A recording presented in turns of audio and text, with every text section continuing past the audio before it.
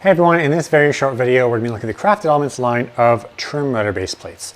So a trim router, a palm router, and a compact router are all used interchangeably. They kind of all describe the same thing, which are these kind of handheld, horsepower and a half or less palm routers. So the problem with these things is the OEM base plates they come with, that kind of look like this. They are generally small, 3, maybe 4 inches in diameter. Some of them come with ones that are not quite circle, not quite square, like this Porter cable one. So inherently, when you have a router like this, which has a high center of gravity and a small footprint, you have the tendency for it to kind of go side to side, front to back, and kind of not stay flat on your workpiece, which can definitely ruin your work. So by increasing the footprint, you reduce the tendency for inaccuracies and you also increase the stability of your router. We have two different styles of router bases here. We've got our 6-inch round, which increase the footprint of your router base quite a bit, increasing its stability. And then if you want to get really fancy, we've got our 2-handled router base. We add your trim router or palm router to one of these guys, you end up having a lot more control of movement. Plus, that wide base is super handy for doing things like pocketing bowls and trays. So let me show you what I mean.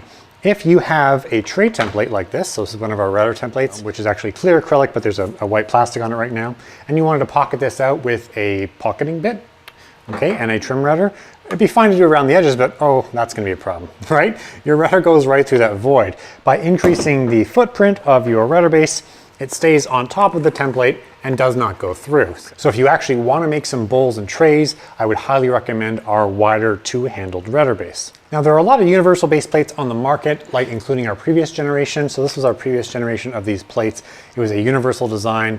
The only problem with these, although they do work, is that they're generally thinner. These are 1/4-inch acrylic. These are all 3/8 acrylic, but these kind of have like a Swiss cheese effect. They're kind of made for a bunch of routers, and when you're installing them, you're not really sure how to line them up, and maybe you're doing a little bit of a guessing game.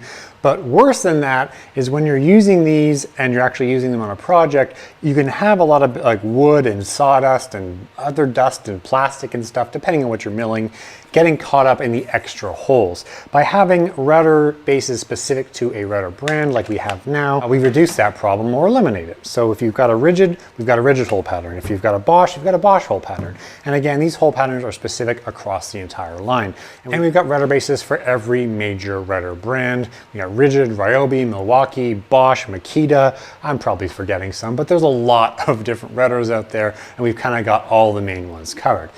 Now, another improvement we've made to these versions of our router bases is that they now have stepped holes to support router bushings. So if you're not familiar with what a router bushing is, it looks like this. These are Porter cable style router bushings, and they open up an entire world of additional features that you can use your trim router for. And you can see that they sit right in that hole. You'll tighten it with your little nut in the back, and these guys are both fully compatible with Porter cable style router bushings. Now, in addition to the two styles of router bases, we also have trim router table plates, which are the guys here.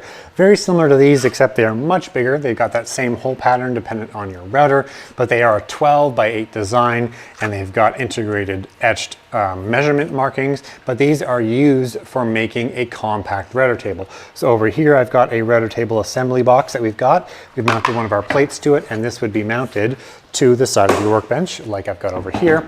We've got a standalone router table, which is super handy because you can take it off your workbench, put it away, put it in your closet, whatever you want to do, especially if you don't need a large full-size router table out all the time in your small shop. Now, one of the cool features is we also have a swappable base plate, which you can use with our 2-handed router plates. So you can actually use this freehand as if you would on any project. And then if you want to switch to a router table design, you just drop it in, and you have a standalone router table that you can use for shaping templates or whatever. So that is a very, very cool base that you can get, and it's compatible with all of our 2-handled base plates. Now, once you've installed one of the upgraded router bases onto your trim router, you have additional capabilities for products within the Crafted Elements lineup. We've got our juice groove router jig, which is really, really handy to use with these 6-inch round router bases. We've got our benchtop router sled, which can be used with the 2-handle or that 6-inch round router base to level small boards and charcuterie boards and live edge wood. And we've got a whole bunch of other things coming down the pipeline that will work with these router bases. So if you are interested in getting your own Crafted Elements trim router base for your trim, palm, or compact router, you can do so at craftedelements.com. And again, they are router specific. So you can search your brand, search your router model, and go from there. Guys, thanks for watching. I hope you see the benefit of having one of these larger bases. And if you have any questions, you can send us an email at thecraftedelements.com, contact section on our website, or you can leave a comment in this video below.